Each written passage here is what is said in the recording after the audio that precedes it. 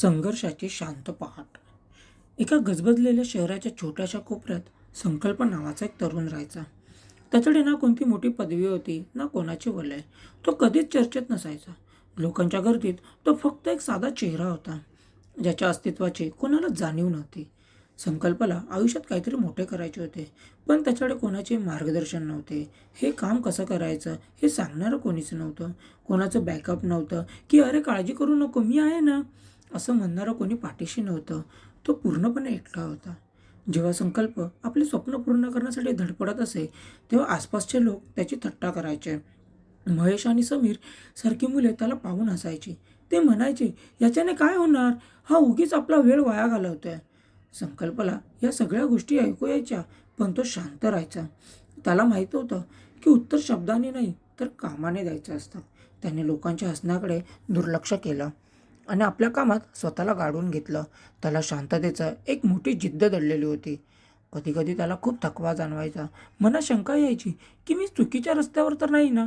जेव्हा यश मिळत नसे, तेव्हा त्याला वाटायचं की सगळं सोडून द्यावं.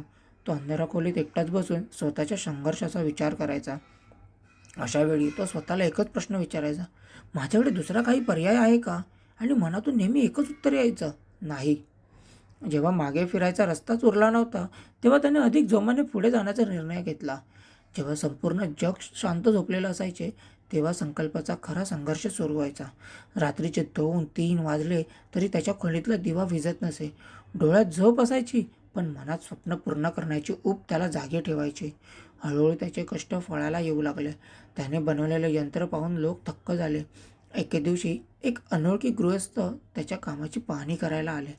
संकल्पाची जिद्द आणि त्याचे कौशल्य पाहून त्याला आपल्या डोळ्यांवर विश्वासच बसत नव्हता. काही काळातच संकल्पाचे नाव सर्वत्र झाले. ज्याने शून्यातून विश्व निर्माण केले होते, तो आज यशाच्या शिखरावर होता. ज्या लोकांनी कधीकाळी त्याची थट्टा केली होती, तेच आज त्याच्याकडे आदराने बघत होते. त्याचे यश ही त्याच्या कष्टाची पावती होती. आज लोक म्हणतात, "भाऊ तू खूप नशीबवान आहेस, तुला हे यश सहजासहजी मिळालं." त्यावर संकल्प फक्त मंद असतो. कारण त्याला माहीत आहे की हे यश नशिबामुळे नाही, तर त्या अनेक न झोपलेल्या रात्रीची ही किंमत आहे, जी त्याने आज मोजली होती.